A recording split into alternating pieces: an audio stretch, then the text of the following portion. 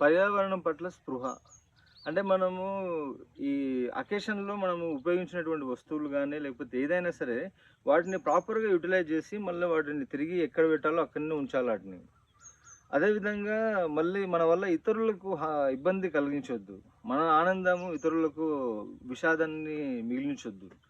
మన సంతోషం కోసం ఇతరులు బాధపడితే అది మనకు సరైన సంతోషం కాదు గాబట్టి, మనం హ్యాపీగా ఉండడంలో ఎలాంటి తప్పు లేదు. అది 100% మన హక్కు. కానీ దాన్ని ఇతరులకు ఇబ్బంది కలిగించే విధంగా అది పరిణమించకూడదు గాబట్టి, అది కొద్దిగా చూసుకోవాలి మనం.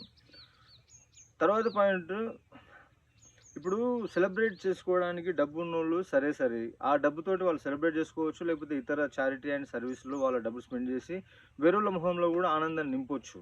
కానీ డబ్బు లేనోళ్ళు మాత్రం అప్పులు చేసి ఇట్లాంటి సెలబ్రేషన్స్ చేసుకోవద్దు. ఏం నష్టం లేదు. సంపాదించి మళ్ళీ చేసుకోవచ్చు గానీ, తీసుకొచ్చిన డబ్బు సెలబ్రేషన్‌లో పెడితే దాని నుంచి ఏం రిటర్న్ రాదు కాబట్టి, మళ్ళీ రేపు పని చేసి అదే మనము రీపేమెంట్ చేసేది ఉంటది కాబట్టి, అన్నెసెసరీ బ్యాగేజ్ ఎందుకు మనకు? అది అవసరం లేదు. కాబట్టి చివరిగా ఏం చెప్పదలుచుకుంటున్నానంటే, every day is an opportunity మనకు. మళ్ళీ ఇంకొక సంవత్సరం పవర్ ప్యాక్డ్ ఇయర్ రాబోతుంది.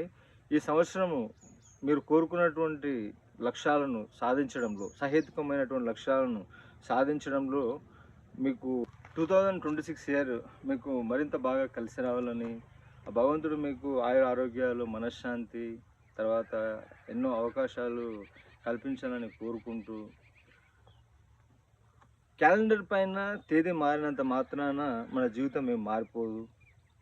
మన ఆలోచనలు మారినప్పుడే మన జీవితం బాగుపడుతుంది. కాబట్టి మన యొక్క ఆలోచనలని మనము మెరుగుపరుచుకుంటూ 2025 సంవత్సరంలో చేసిన పొరపాట్ల నుంచి మనం పాఠాలు నేర్చుకుని, ఆ పాఠాల నుంచి వచ్చినటువంటి ఆ జ్ఞానంతో 2026 సంవత్సరాన్ని మరింత బెటర్‌గా లీడ్ చేయాలి, సక్సెస్‌ఫుల్ అవ్వాలని కోరుకుంటూ, అందరికీ రానున్న 2026 సంవత్సర నూతన సంవత్సర శుభాకాంక్షలు.